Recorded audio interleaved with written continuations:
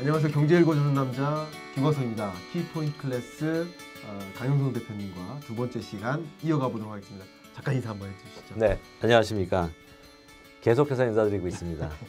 와이즈넛의 네. 강영성 대표입니다. 반갑습니다. 네, 한국의 앨런 머스크, 또 우리나라 인공지능 최고 기업 와이즈넛. 박사님 자꾸 그렇게 얘기를 하시면 제가 좀 네. 부끄러워지는 아니 것 부끄러우시라고 같은데요. 말씀드립니다. 제가 아는 정보를 그대로 전해드리는 것뿐입니다. 네, 저는 네, 최대한 네. 팩트에 기초해서 말씀드리는 거고.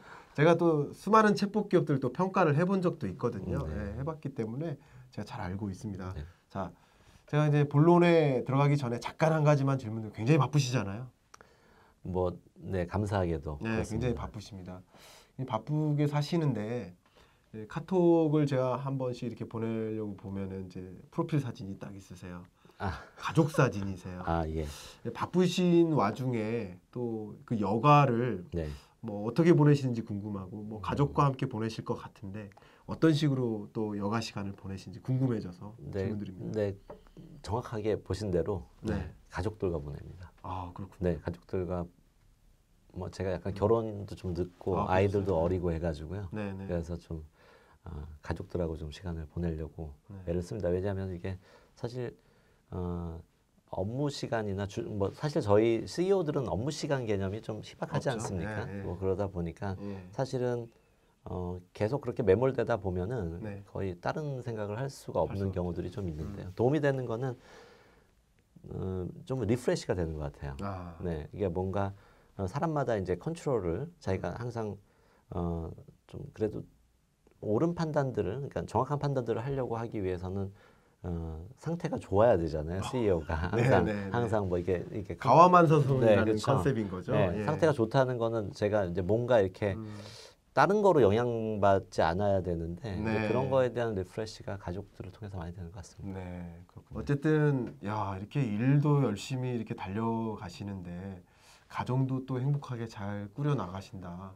이런 모습 보면 배울 점이 또 한 가지, 감사합니다. 키포인트 클래스가 또 하나 시작되는 것 같습니다. 어쨌든 제가 이제 핫한 이슈를 좀 가지고 질문을 드리고 싶어요. 네, 제가 다른 이제 학자분들이나 뭐 전문가분들을 모셔서 대화를 나누고 있지만 기업 현업에서 대표님을 모신 거 처음이에요. 그런가요? 그거는 그만큼 네, 이 영역이 핫하고 네, 특히 대표님으로부터 배울 게 많이 있다고 생각하기 때문에 네. 그래서 모신 겁니다. 네네. 있는 그대로. 그래서 모신 건데 어쨌든 지금 코로나19 사태로 인해서 포스트 코로나를 엄청나게 그립니다. 그중에 가장 강한 그 흐름 하나가 언택 서비스인 것 같아요. 네, 그런 관점에서 하시고 싶은 말씀이 굉장히 많으실 것 같아요. 네, 맞습니다. 네. 사실은 몇몇 분들 제 주변에 저희 회사를 알고 또 저를 네. 아는 분들이 이제 최근에 사실 코로나 이슈가 네네. 이 상황이 생기면서 많은 분들이 그런 이야기를 하고 있습니다. 이 언택트의 이슈가 이제 언택트라고 하는 단어가 이제 일반화돼 가고 있고 일반됐죠. 그런 상황들 속에서 사실은 이제 4차 산업혁명이 이전에도 굉장히 많은 그 메시지를 계속 던졌잖아요. 사회에 대해서. 이걸 네. hn명이다. 네. 그다음에 이런 걸 통해서 어떤 기업들이나 일하는 방식의 변화, 예. 또 사회가 한번 변화하는 과정들에 대해서 계속 그 의미를 전달을 하고 이제 네. 이런 것들을 할 준비가 됐다라고 하는 것들이 굉장히 많았습니다. 네. 많았는데 사실은 이 코로나 사태가 터지면서 많은 부분들을 예. 저게 약간 이론적이거나 또는 실험적인 단계를 떠나서 이거를 실증해야 되고 실제 우리의 라이프에 예. 적용해야 된다라고 하는 예. 이제 그런 상황들이 많이 퍼진 것 같아요. 그렇겠네요. 저는 이 부분 되게 예. 중요하게 보는 게요. 네네. 사실 저희가 이제 가끔씩 몇 년에 한 번씩이라도 저희가 네. CES 같은 데 네. 가서 여러 가지 이제 미래 기술들을 좀 보지 않습니까? 네. 근데 제가 몇 년 전부터 저 개인적으로 관심 있게 보는 부분이 네. 로봇 분야입니다. 왜냐하면 네. 인공지능이 네. 결국에는 이렇게 물리적으로 엮이게 되는 대상이 이제 로봇으로 갈 가능성이 많이 있겠죠. 네. 왜냐하면 우리 모두 원하는 게 집에 가면은 왜 그런 거 원하지 않으세요? 집에 가면 예, 좀 그럼요. 정말 근사한 로봇이 한 대 있길 바라잖아요. 예, 예. 제가 필요한 거 찾아주고 예, 예. 도와주고 예. 설거지 좀 대신해주고 예. 청소도 좀 대신해주고 예. 뭐 여러 가지 그런 로봇이 필요한데 인공지능 기술이 구현되는 방법이 네. 하나의 로봇 형태로 소비자들은 이제 다가가는. 왜냐하면 그게 가장 이해하기가 그렇죠. 쉬운 거죠. 예. 우리의 라이프에서는 그렇겠네요. 우리가 어려서부터 길들여진 방식이잖아요. 그렇겠네요. 어려서부터 예. 본 만화책에 카툰에 나왔던 그 로봇들. 예. 그래서 로봇을 계속 보는데 처음 하고 제가 올 초에 한번 가서 봤는데요. 네. 코로나 전에. 저 약간 다른 거라고 느꼈어요. 로봇 기술이 막 발전했다라는 것보다는 네네. 로봇을 사람들이 우리가 받아들일 준비가 돼가고 있구나라는 생각을 했어요. 처음엔 신기하고 두렵기도 했는데 네. 좀 지나니까 재밌는 거죠. 아이들 장난감 같은 로봇도 전율이 나오고 들었어. 그냥 그리고 그거를 해마다 보면서 네. 익숙해지는 거죠. 네네. 사실 신기술이 나왔을 때는 사람들이 그거를 받아들이는 것과 예. 받아들이지 않는 뭐 이런 부류로 나눠지지 않습니까? 네, 그렇겠죠. 근데 제가 보기에는 안 받아들였던 분들이 뭐 현명하게 받아들였던 역사는 단 한 번도 없었던 것 같아요. 제너레이션이 바뀌는 거죠. 그렇죠. 마차를 탔던 제너레이션은 예. 마차를 평생 타다 죽은 거고요. 네네. 자동차를 보고 자란 세대는 네. 자동차를 타기 시작한 거죠. 그렇죠. 네. 그러니까 이런 식으로 결국에는 제너레이션이 계속 시프트를 시킨 거지. 시키면서. 가만히 있다가 세상이 바뀌니까 따라서 바뀌어지는 사람들은 많지 않다고 저는 생각하거든요. 그러니까 익숙해지고 레디가 됐다는 건 제너레이션이 바뀌어져 가고 있구나라고 느낀 거예요. 마찬가지로 너무 좋은 말씀이세요. 그게 결국은 이제 이 사람을 구분할 때 지금 네. 디지털 네이티브냐, 네. 디지털 이미그런트냐. 그러니까 디지털 사회나 디지털 경제화가 아날로그식에 젖어들다가 디지털 경제로 전환되는 이 같이 이주해온 이런 네. 분들 디지털 이미그런트라고 맞습니다. 하는데 그게 아니라 디지털 네이티브들이 처음부터 그것을 보고 자랐기 때문에 맞습니다. 아예 그게 수용되어 가는 과정이라는 거죠. 예를 들자면은 뭐 아마 박사님하고 네, 저는 네. 옛날에 신문을 네. 봤을 거예요. 저는 빼주세요. 저는 기억이 잘 안 나는데 아마 그랬던 것 같아요. 네, 근데 네. 어쨌든 지금 대학 2010년대 초반에도 네네네. 연구원에 딱 들어가 저희 출근을 하면 네. 아침에 하는 일이 신문 들여다. 그렇죠. 그거부터 시작했어요. 그렇죠. 그리고 심지어는 신문을 이렇게 넘기고 있지 않으면은 옆에서 선배님들이 뭐라고 했어요. 너는 신문도 안 보는 뭐 이런 얘기를 했는데 지금 이야기라면 끔찍한 얘기일 거예요. 지금 대학생들한테 이만한 뭐 책상에서 이렇게 신문을 보고 있는 어른들의 모습에 대해서 얘기를 하면 정말 이거는 뭐지? 뭐 이런 얘기를 하는 거죠. 맞죠. 근데 맞죠. 저희가 눈으로 봤던 목격했던 이야기잖아요. 마치 뭐 송금하기 위해서 맞죠. 은행에 그럼요. 뱅크 텔러를 만나서 송금해달라고 그럼요. 통장에다가 찍어달라고 하는 그럼요. 모습인 거죠. 근데 아직도 그러고 있잖아요. 그렇죠. 네. 그러니까 그게 사라지는 게 아니고요. 네. 합리성의 문제, 효율성의 문제가 아니라 네. 익숙해져 있는 것들, 그 다음에 내가 받아들일 수 없는 것들은 합리적인 게 존재해도 받아들이지 않는 거라고 그렇죠. 저는 봅니다. 예. 그러니까 한국 산업에 있어서 디지털 트랜스포메이션이나 이런 트랜스포메이션이라고 하는 단어가 쓰이고 있는 것들도 저는 약간 좀 기존의 뷰가 아닐까라는 생각이 좀 있는 거죠. 나는 디지털... 변할 수 있어. 네, 우리 네. 기업은 트랜스포메이션에서 더 잘 될 수 있어라고 믿고 싶은 거가 아닐까? 나는 약간 그런 생각을 해요. 예. 왜냐하면 태생적으로 디지털 트랜스포메이션이 된 회사가 있어요 이미. 네. 태생에서부터. 네, 네.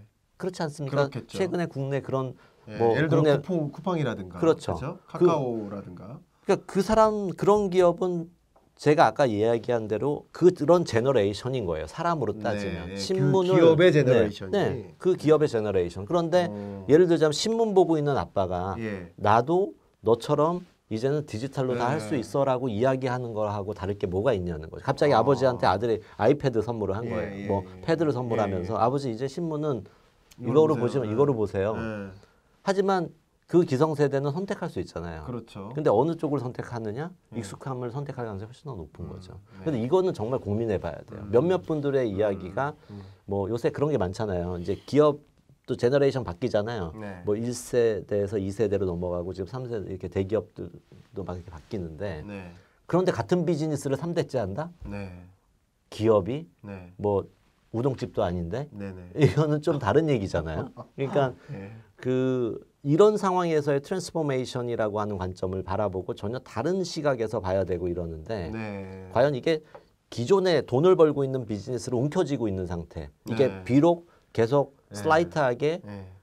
거시적으로 안 좋아지고 있는 상황을 알고 있음에도 불구하고 네. 계속적으로 이걸 쥐고 있을 수밖에 없는 상황에서 네. 트랜스포메이션 이야기를 한다는 거는 조금은 애매함이 있다라고 저는 생각합니다. 그래서 이 단어를 네. 과연 이렇게 적극적으로 이야기하는 게 맞을까? 저는 그런 생각을 좀 해봅니다. 그럼 좀 다른 단어를 좀 구상해 보신 게 혹시 있으세요? 저는 이게 아까 얘기했지만 뭐 디지털 뭐 예를 들어서 그 다음 세대를 이야기하면 AI 제너레이션이라거나 예. 뭐 전혀 다른 형태의 용어 아니면 정 포스트 디지털이라거나 왜냐하면 이 사실 과거에 우리가 아까 스마트 팩토리 얘기하셨지만 팩토리도 혁신적인 일이었었잖아요. 그렇죠. 옛날엔 다 가내수공업으로 다 손으로 하다가 벨트 딱 깔면서 갑자기 대량 생산. 이거에서 공장이 생긴 것만으로도 아마 정말 놀라운 혁신이 일어나게 됐었는데 이게 또 스마트해지는 혁신을 한 번 더 했잖아요. 그래서 공장에서 근무하던 근로자분들의 수가 혁신적으로 줄어들게 됐죠. 근데 말씀하신 대로 사라진 게 아니라 이분들은 스마트 팩토리를 만드는 화이트 칼라 잡으로 시프트가 됐다라고 보면 훨씬 더 맞죠. 근데 같은 분들이 시프트가 안 됐기 때문에 이것들에 대한 어떤 여파와 이런 것들이 이야기가 되는 거잖아요. 근데 사실은 다음 세대는 잡을 아버지가 근무했던 공장으로 가는 게 아니라 회사로 들어가서 이제 손으로 하게 된 거죠.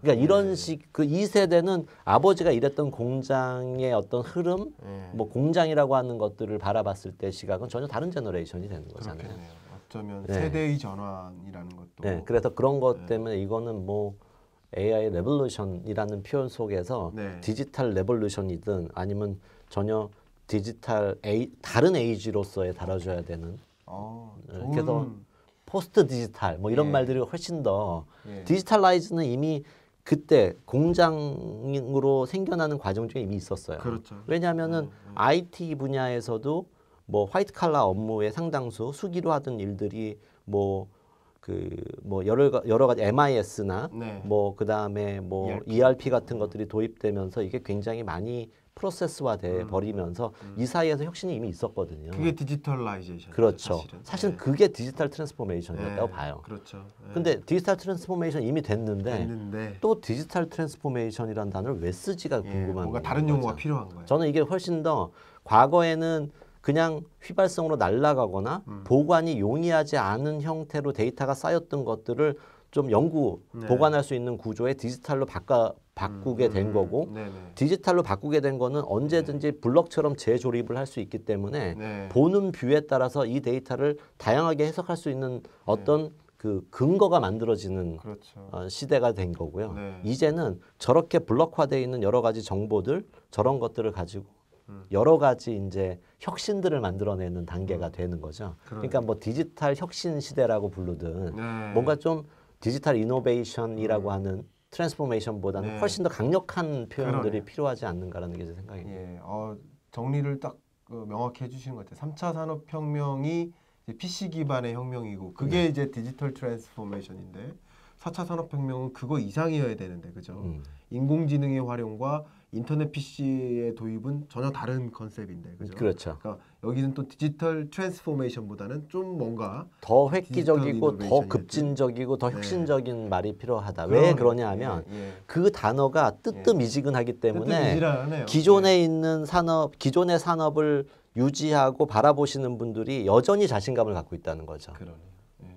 뭐 우리도 했어. 이미 디지털 트랜스포메이션 한 번 했는데 뭐 또 하면 되지 이렇게 바라보는 거죠. 근데 전혀 아닌 거잖아요. 예를 들자면은 인터넷 뱅킹과 인터넷 은행은 다른 거잖아요. 다른 거죠. 근데 인터넷으로 은행 업무를 볼 수 있는 거를 놓고서 이거를 해석을 다르게 하는 거하고 비슷한 사항이라고 좀 봅니다. 인터넷 뱅킹 서비스인 거고 기존 금융사에 그렇죠? 그리고 인터넷 온리 뱅크 혹은 디지털 뱅크라는 개념이니까 사실 전혀 다른 건데 여기서 혼돈을 가져보면 안 되겠다. 이거는 정말 우리 연구자들한테 던지는 좋은 이슈인 것 같아요. 그 부분 저도 한번 고민 좀 해보고요. 어쨌든 이번 시간에 제가 많이 관심 갖고 있는 게 언택 서비스 입장에서 굉장히 많이 주목하는 게 또 챗봇이고요. 인공지능 챗봇이고 인공지능 챗봇 대표 기업답게 우리나라 대표 기업답게 그런 관점에서 현 상황을 어떻게 좀 바라보고 계십니까? 저는 지금 사실은 이 챗봇이라고 하는 부분은 그러니까 저희가 인공지능 대표 기업이라고 얘기하는데 그 전에 한번 정리하고 싶은 게 인공지능이라고 이야기할 수 있는 영역은 굉장히 많습니다. 그렇죠. 정확히 얘기하면은 네. 뭐 로봇 어드바이저 영역도 예, 있고요. 예, 예. 그다음에 RPA 같은 영역도 있어요. 그렇죠. 그러니까 반복적인 업무를 예. 자동화하는 이슈들도 예. 있고, 그다음에 약간 사람들의 인텔리전스를 이제 또 다시 노멀라이즈하고 표준화하는 과정이 뭐 로봇 어드바이저 영역이 그렇죠. 있고요. 예. 챗봇 영역은 퀘스천 앤 앤서링 파트라고 해요. 네, 이게 네. 뭐냐 하면은 보통 사람한테 물었던 것들을 예. 시스템에다가 물을 수 있도록 하는 그렇죠. 구조죠. 그러니까 예. 데이터에 접근하는 경로를 예. 대화형의 시스템, 약간 의인화된 시스템이죠. 그렇죠. 의인화되어 있는 대화형 시스템을 네. 그 데이터와의 접점 창구로 쓰게끔 해주는 기술인 거죠. 그러니까 네. 어떻게 보면 인터페이스 쪽에 훨씬 더 가까운 영역입니다. 그렇군요. 그래서 저희가 하고 있는 인공지능은 약간의 인공지능 시스템과 대화할 수 있고 네. 인터페이싱 할 수 있는 그런 기술 영역이라고 정의하는 게 맞고요. 네. 이 파트가 주목받을 수밖에 없는 부분 중에 하나는 일단 네. 소비자들이 네. 정보의 소비자들이 접근하는 최초의 경로가 되기 때문에 아. 여기가 이슈가 큽니다. 그러네요. 그런데 아. 업무 혁신적인 측면에서 놓고 보면은 그 아랫단에 있는 그 위치상과 하윗단에 백오피스 단에 있게 되는 뭐 주식 시장을 예측한다거나 예. 그 다음에 뭐 예를 들면 유가 변동을 예측한다거나 하는 이 형태의 뒤에 여러 가지 통계성 뭐 통계 기반의 네네. 여러 가지 지능화되어 있는 알고리즘들이 뒷단에 예. 어드바이저 형태, 예. 로봇 어드바이저라고 보통 명칭하는데 이런 형태의 모델링들, 알고리즘들이 존재하게 되는데 네. 뭐 이 영역들이 또 뒷단에 있는 그렇죠. 거죠. 예. 예. 근데 이 부분들은 사실은 뭐 주식 예측을 하는 게 네. 미국 주식 예측이나 한국 주식 예측이 다를 수는 없어요. 이게 네. 주식 시장을 얘기하는 게 아니라 네. 뭐 예를 들자면은 뭐 미국의 네. 주식 시장에 투자하려고 하는 사람이라고 하는 관점에서는 그게 뭐 어느 나라 거든 상관이 없는 거죠. 정확도가 그렇죠. 높. 예, 그리고 뭐 이건 언어 디펜던시가 없어요. 그렇기 때문에 이거는 정말 글로벌하게 1등으로 만든 업체의 알고리즘이나 이런 것들이 사실은 시장을 확 장악하기가 좋은 구조죠. 그렇죠. 뭐 여기서 저희가 우리나라의 어떤 인공지능 기업들이 뭐 누구와 경쟁하고 뭐 이런 것들의 의미는 또 다른 차원의 다르죠. 기술 전쟁의 이슈가 되는 것 같고요. 그렇군요. 이 접점에 있는 부분은 근본적으로 우리 세종대왕님께서 만든 한글 이슈가 있기 때문에 사실 저희는 항상 네. 감사하게 생각하고 있습니다. 아. 대왕님을 정말 저분이 안 계셨으면은 검색과 예. 그 다음에 이런 챗봇 같은 기술이 그냥 미국 제품을 다 쓰고 있지 않을까라고 생각하는데 그렇겠네요. 한글이라는 한글 기반이니까 더. 한글이라는 이슈는 굉장히 중요한 요소가 돼요. 예. 그래서 한글로 데이터를 처리하고 한글로 대화하고 한글로 검색하고 하는 기술이 개발되고 하는 쪽에 바로 이 영역은 사실 외국계 업체들이 들어와도 아무래도 제한적으로 경쟁할 수밖에 없는 부분은 분명히 존재합니다. 예. 그러면 정말 체감적으로 이 챗봇에 대한 의존도라고 해야 될까요? 네. 기업들의 챗봇 솔루션 도입 속도 이거는 코로나19 전과 후에 뭔가 많이 달라졌다고 체감이 되십니까? 저는 이 부분에서 이제 뭐 연결돼서 뭐 질문해 주신 건데요. 이제 네. 이렇다 보니까 네. 이 챗봇이라고 하는 것들이 사람들한테 체감할 수 있는 형태의 인공지능이기 때문에 네네. 사실 지난 3, 4년 동안 4차 산업혁명 얘기 나오면 제일 연결돼서 첫 번째로 꼽는 게 챗봇이었지 챗봇이었죠. 않습니까? 네. 그리고 금융권에서 제일 먼저 시도를 많이 했어요. 그렇죠. 예. 근데 사실 많은 금융권들이 여기에 많은 수업료들을 내고 있는 게 사실입니다. 네. 얼마 전 어느 기자님이 오셔가지고 이야기를 하시는데 저한테 아니 챗봇 얘기를 그렇게 많이 했는데 네. 왜 저는 체감이 안 되죠라고 얘기를 아, 하시더라고요. 네. 그래서 제가 무슨 이야기를 드렸냐면 네. 저희가 검색 엔진 아까 네. 같은 대화 시스템이에요. 이게 네. 왜 중요하냐면 홈페이지에 과거에는 검색 엔진을 넣어서 그 홈페이지 뭐 정부기관이나 기업이 홍보하고 싶은 그 콘텐츠를 검색 엔진을 통해서 저희가 접근할 수가 있었잖아요. 그렇죠. 근데 이게 앞으로는 챗봇으로 그걸 대체할 수가 있게 되죠. 검색 왜냐하면 엔진이 챗봇으로. 네, 왜냐하면 사용자 입장에서는 검색어로 검색하기보다는 그냥 챗봇창에다가 거기에 위치가 어디예요? 네네. 제가 뭐 경찰청에 뭐 문의하고 네. 싶은데 어떻게 해야 될까요? 뭐 네. 이렇게 하면 과거에는 홈페이지를 막 내비게이트하고 거기 가서 검색하고 하는 복잡성이 있었는데 그렇죠. 지금은 대표 챗봇이 생기면 거기에다 물어보면은 굳이 내가 내비게이트 안 해도 정보를 찾을 수 있잖아요. 그럼 저희 관점에서는 검색 엔진 숫자만큼 챗봇이 팔려야 된다. 이제 챗봇이 팔릴 거라고 저희가 봤는데 네.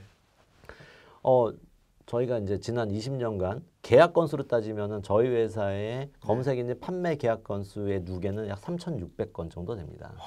그리고 아마 기업 수로 따지게 되면은 그러니까 같은 고객이 이제 몇 년에 한 번씩 네. 뭐 계약을 하거나 또는 뭐 다른 시스템들을 도입하면서 또 엔진이 들어가는 경우를 제하더라도 아마 단일 건수로 따져도, 그러니까 단일 기업 건수로 이렇게 정리를 해놔도 저희가 한 1,200고객이 넘어갈 겁니다. 1,200개 기업 적어도. 기업이든 기관이든. 그렇죠.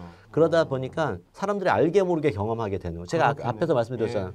뭐 면세점들도 이야기하고 그렇죠. 했지만 알게 모르게 검색을 체감하고 있잖아요. 그렇죠. 저희는. 네. 근데 챗봇은 저희가 국내에서 제일 많이 하고 있는데 네. 저희가 한 70여 건 하고 있습니다. 아, 그렇군요. 그러니까 저희 회사의 어떤 매출 안에서의 비중을 따져봤을 때는 네. 이 챗봇 시장은 아직은 진입 초기 시장이에요.